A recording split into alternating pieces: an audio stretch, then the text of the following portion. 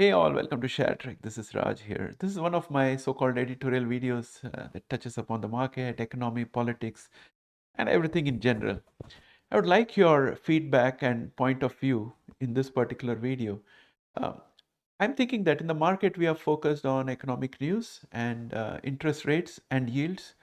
And in today's video, I want to explain why I think it's a very myopic view or a very narrow view. And I would even say it's more like an ostrich mentality where if you don't see something, then it doesn't exist. So as I'm a Canadian, I'm looking into US from outside. It seems very surreal to see actual grown-up people who wear clothes and can speak good English talking absolutely illogical crap. It's going to have a bearing on the money that we have invested in the stock market. This is one video I think you should watch till the end and definitely comment about. Let's get started.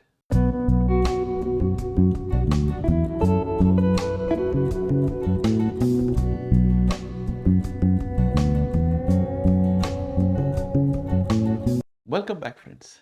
What is happening to the USA? Can a person be doing a favor by becoming a president of the USA?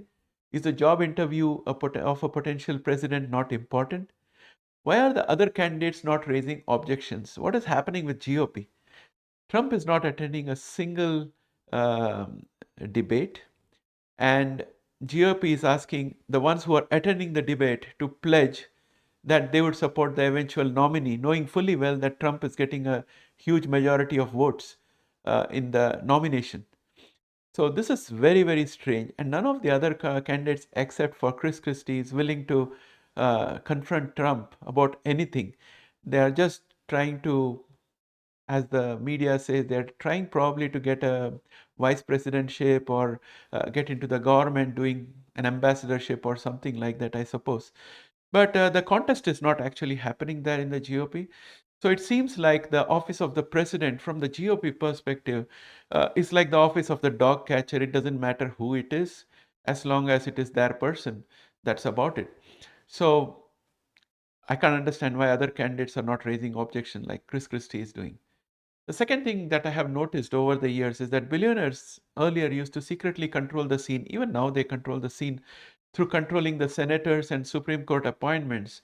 So you fund the senators so that they are your senators, and we, the people, will vote and make the appointment legitimate. And the senators are naturally going to do what the billionaire is asking them to do. And that's why the legislations that come out are more in favor of the 1% as compared to the 99. And then the same senators are used to appoint the Supreme Court justices. And so that's the whole ball of wax out there.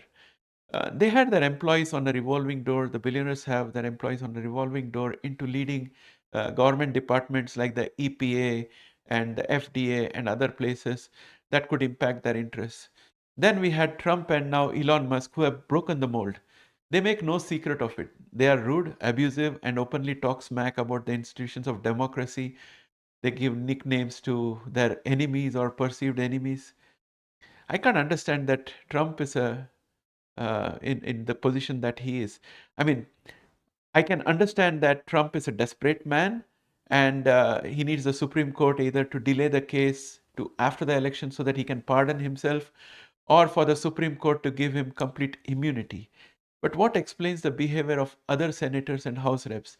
Even senators that have been insulted, their wives have been insulted, their fathers have been insulted and abused by Trump, support him. Lindsey Graham, for example, comes to mind. It's a total chameleon like change of character for Lindsey Graham from what he used to be to what he is now. And it seems like a tale of the body snatchers, like they were sleeping one night, some alien came and snatched their body, and now they're a different person. They may have the same body, but they behave differently. That's how it looks like. It's a matter of time before some activist investors will want to reform Tesla. So I've switched on to Elon Musk right now. BYD has caught up. One can say that they are cheap cars, but there are many models and they are selling. Elon's preoccupation with social media is a huge problem for Tesla. And also, friends, I keep on hearing from time to time that at any time there is only one president for the United States. But Trump still calls himself president everywhere he goes and in court briefs, and no one is correcting him. Meanwhile, Elon Musk is taking decisions with Starlink that only the president should be authorized to because his decisions impact worldwide. He's disconnecting services, Starlink services, in the middle of a war, which is kind of playing sides, actually. The recent example, I believe, is a Ukrainian operation against a Russian Navy ship was disrupted because it's alleged that Elon Musk cut the uh, connection at the critical time. So, if that is true, then I think that kind of a decision should have come from Joe Biden because he's the president and he can commit America because he's been voted by the people to commit America to various things in a legitimate fashion. But someone who is not elected cannot put US in that kind of a position because the fallout of that will have to be handled by the president. So I don't know why the White House has not raised any issues. Maybe it's a fake news that we are hearing. One doesn't know. Because that's the other problem with social media. There is so much of bullshit. Like Steve Bannon says, flood the zone with bullshit, and the truth will be hidden and damaged, and nobody will be able to know what is true, what is false, what is up, and what is down. And that's what is happening in the US. This has huge ramification. And I think Elon, not being an appointed president, he has taken presidential decisions with regard to Starlink. That's totally wrong. And again, Trump is like a character out of Gotham City. Chaos follows where he goes. Latest reports from government shows that he benefited from Saudi Arabia and China while he was president. And then we have Justice Thomas and his wife. While each one of us working, even in a small business, have to follow ethics, they don't seem to be ashamed to flout basic ethics. The recent ruling by the Supreme Court on abortion from Idaho is a scary prospect for women. In a land of genomics and rocket science, this kind of decision is very perplexing. To sum it up, rich guys own the senators and judge and use them to implement policies they prefer. Elections are held only to give an aura of legitimacy and keep people calm. And coming to democracies, there are better democracies than the US, in my opinion, having seen all of this now. The system of two senators per state is absolutely stupid. It should be by population, not by landmass.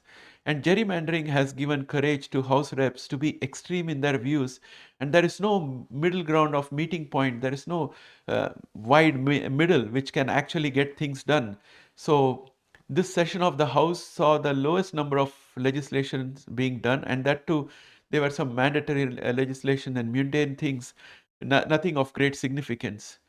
And in the view of these House representatives in highly gerrymandered district, they can do anything knowing that they will be getting re-elected. However, it's amazing to see that Lauren Boebert managed to break that record and has had to change districts. And now it will be interesting to see whether she manages to get re-elected in a deeply red district. One has to wait and see. USA succeeded because the best and brightest came to study and then stayed to work and build America in sciences, business, and all fields. What is happening now is exactly the opposite. Soon the Supreme Court will have to decide if it will allow the Constitution or ideology to prevail. They are the first line of defense. Then we have David Axelrod, who is going around saying Trump should be defeated in the election. I think that these kind of Democrats are the problem. It is stupid to think that Trump will allow the counting to be continued uninterrupted if he's allowed to run for election. And if he loses, he will say it is rigged. And it's a no-win situation. He's already done the playbook, and next time around, he's going to be even more vicious and better. In this backdrop, the future of law and order, as well as good governance in America, is uncertain beyond 2024. Without the rule of law and predictable terms of engagement for society, industry, and government, businesses can't survive. Your property rights and your intellectual copyrights and everything needs the rule of law to be stable, needs the terms of engagement between society, industry, and government to be rock solid. And that cannot survive in this kind of a situation. I remember seeing a video of Neil deGrasse Tyson. In the video, he was saying that early science was booming in Baghdad. People used to come from far and wide to have discussions. Philosophers used to come from all over the place to have discussions and talk about various things in life, about the world, about the universe. That is why we have algebra. which is an Arabic term, and many stars have Arabic names. Then they went theocratic at some point and then burned the books, and after that, nothing new has come from Baghdad. And we all know how that ended. The current anti science and anti expertise trend in America is not a good thing. And I hope that things change for the better with the next election. What do you guys think? How is it looking where you live? Do you have good candidates of either party running for election, or is it hopeless? Because at the end of the day, you need something better to run the country, because all that we look at is yields are going up or down, and interest rate is going up or down, inflation has gone up or down. We're looking at technicals and all those things, but all of those things are being determined and will be determined by the outcome of the next year's election, this year's election. So it's getting very close, and I think we have to pay very, very clear attention to what is happening in the political field and hedge our bets. So those who want to stay invested might want to hedge your investment. You have to study the trends, how it is going, and take necessary decisions. For me, it's much easier. I can just stay in the US dollar and hedge the US dollar by liquidating all my holdings. And I also have American holdings through Canadian registry, which is hedged. So I can handle the exchange rate risk. So those things are there available for me. But those who are in the United States, they have a bigger heavy lifting to do. Please comment and let me know what you guys think is happening in your area. And do we really have to worry about it, or is it business as usual? We just go and do technical and fundamental analysis and we are good to go. I'd like to hear from you. Thanks and have a great day and a happy weekend. Bye for now.